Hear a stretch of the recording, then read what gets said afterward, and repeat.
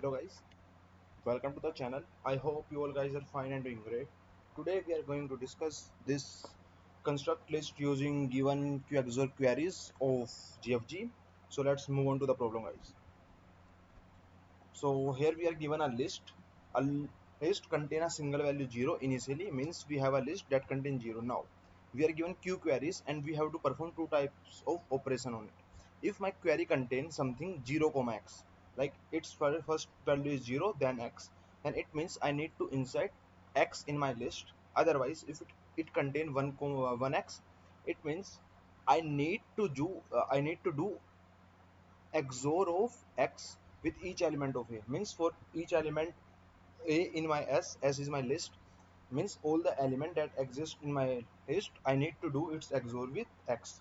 Okay guys, now I need to find out what will be the final array after performing all the q queries. Okay, now let's see guys. Suppose this is element, this is XOR. X means I need to do XOR. Its value can be anything. X does not mean any value x, it means I need to do XOR. Okay, or I can say XOR value 1, some value, then XOR value 2, some value, then XOR value 3, some more values, XOR 4. Now guys, some more values. Now tell me, this particular XOR value will gonna affect all the number that are inside in my list before this particular value. Okay, because after this particular query, all the number that these all number, these inciting in my list will not gonna affect by this particular XOR, because this particular XOR I will gonna do with all the number that exist in my number. Like suppose here I have 2, I have 3. So my initial list is 0. I have to insert 2.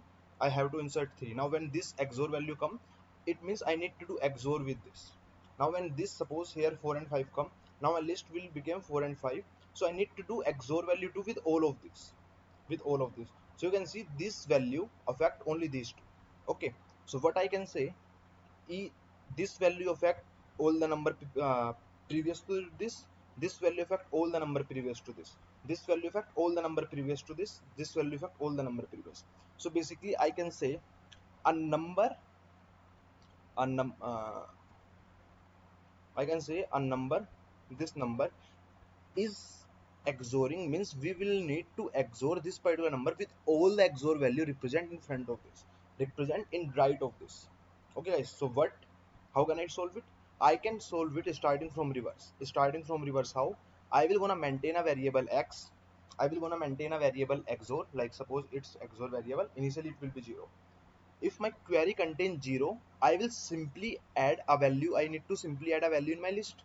And okay, I will need to add value, but what if it contain 1 means 1 comma x, means I need to do XOR. Then I will update my XOR with XOR of value of this one, like suppose its value is y, then XOR y. Now suppose here 2 comes, here 2 comes, I need to do here 2 comes, and 2 means I need to insert this 2 in my queue. 0 comma 2 is comes. Okay, 0 comma 2 is the value. Then I need to insert 2 XOR this x value. Now what is this x? This x is the XOR of all the number that we need to this XOR and x are same. This XOR is the value that is XOR of all number that are exist in form 1 comma x, means all the XOR value. This is the XOR of all the XOR value that I need to do. Okay, like here my XOR will be XOR of x4. Here my XOR will be XOR of 3 and 4. 3 and 4 means XOR 3 XOR 4. Here it will remain XOR of 3 4 3 4 3 4. Here it will become XOR of 2 3 4 2 3 4 2 3 4, XOR of 1 2 3 4 1 2 3 4, like this. Okay, so how can I do it? Like this. See, how can I do it? Like this. We will initially take a vector answer. Answer is my list. Initially I will take my XOR value is 0. Now I will gonna iterate in reverse order, and what I will do, if my value is equal to 0, if my query's I value is equal to 0, means I need to add this particular value into my list. I will add this particular value with its XOR, because it will gonna affect to all the with all the XOR that exist in front of it, and this x contain all the XOR of this. Okay, And here if you are confusing, like suppose I need to value 2, then here 2 XOR value 1, XOR value 2, XOR value 3, XOR value 4. It This is representing by a single variable x, so it is basically 2 XOR x, same as this.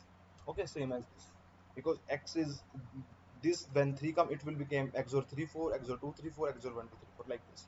Okay, I will gonna insert this. Otherwise if it is 1 means I got a new XOR value, I will update my XOR value, I will update my x.